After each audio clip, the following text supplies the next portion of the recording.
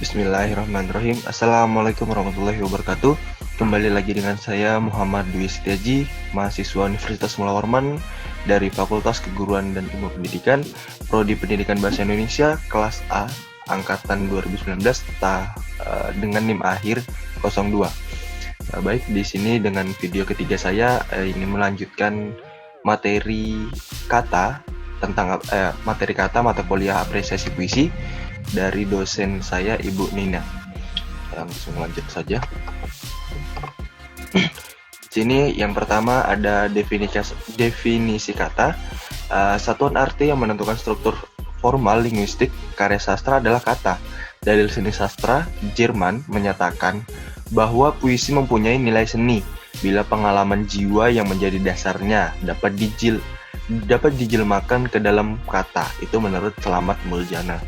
Kemudian langsung saja menuju yang kedua.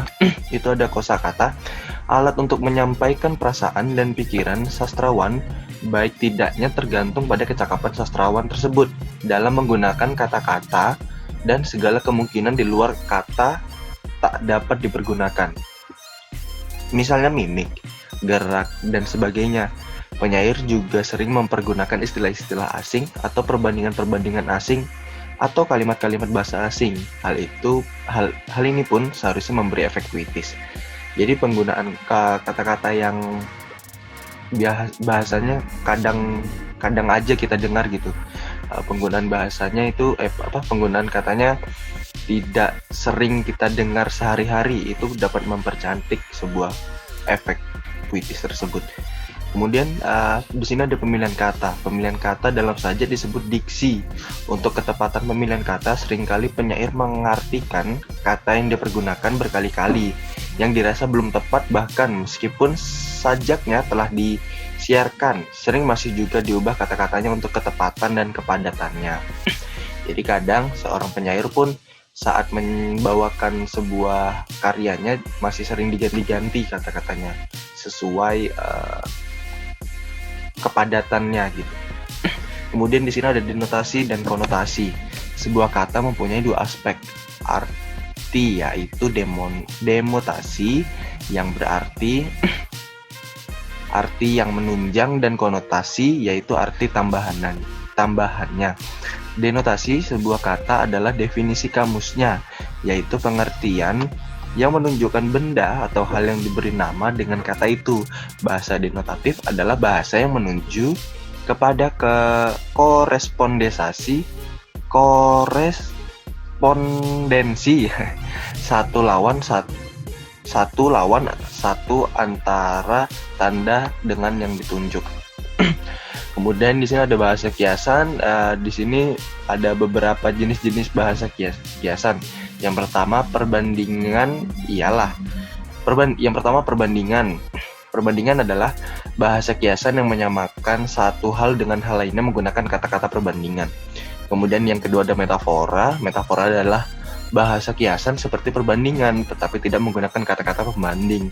Yang ketiga perumpamaan epos atau epic simile. Ialah perbandingan yang dilanjutkan atau diperpanjang, yaitu dibentuk dengan cara melanjutkan sifat-sifat perbandingannya lebih lanjut dalam kalimat-kalimat atau frase-frase yang berturut-turut. Yang keempat ada alegori, ialah cerita, kiasan ataupun lukisan kiasan. Yang kelima personifikasi, yang berarti kiasan ini mempersamakan benda dengan manusia, sama namanya personifikasi. Yang keenam metonimia, dalam bahasa Indonesia yang disebut dengan kiasan pengganti nama. Dan yang terakhir di sini ada bahasa kiasan sinekdoki atau bahasa asingnya sinekdos. Adalah bahasa kiasan yang menyebutkan suatu bagian yang penting, suatu benda atau hal untuk benda atau hal itu sendiri. Kemudian di sini ada yang bagian F, yaitu citraan atau gambar-gambar. Citraan ini ialah gambaran-gambaran dalam pikiran dan bahasa yang menggambarkannya, sedangkan setiap gambar pikiran disebut citra atau imaji atau imajinasi. Gambaran pikiran ini adalah sebuah efek dalam pikiran yang sangat menyerupai gambaran yang dihasilkan oleh penangkapan kita terhadap sebuah objek yang dapat dilihat oleh mata saraf penglihatan dan daerah otak-otak yang berhubungan kita. Kemudian yang G, gaya bahasa dan sarana retorika. Gaya bahasa ialah susunan perkataan yang terjadi karena perasaan yang timbul atau hidup dalam hati penulis tersebut, yang menimbulkan suatu perasaan tertentu dalam hati seorang pembaca seperti kita. Gaya bahasa itu sendiri menghidupkan kalimat dan memberi gerak pada kalimat. Gaya bahasa itu menimbulkan reaksi tertentu untuk menimbulkan tanggapan pikiran kepada pembaca. Saran retorika merupakan sarana kepuitisan yang berupa muslihat pikiran. Pada umumnya sarana retorika ini menimbulkan ketegangan puitis karena pembaca harus memikirkan efek apa yang ditimbulkan dan dimaksudkan oleh penyairnya. Kemudian ada faktor ketatabahasaan. Penggunaan bahasa seseorang atau parole merupakan penerapan sistem bahasa yang ada dan penggunaan bahasa penyair sekaligus penerapan konvensi puisi yang ada. Namun penerapan ini tidak selalu sesuai dengan sistem bahasa maupun konvensi puisi yang ada, sebab hal ini dipengaruhi situasi penggunaan. Kemudian setelah tadi materi-materi itu ada di sini faktor ketatabahasaan Chairil Anwar tentang puisi, salah satu puisinya. Yang pertama, pemendekan kata pada umumnya untuk kelancaran ucapan, untuk mendapatkan irama menyebabkan liris. Kemudian penghilangan imbuhan, Chairil Anwar sering menghilangkan imbuhan, lebih-lebih awalan seperti ngomong, ngonggong, bicara.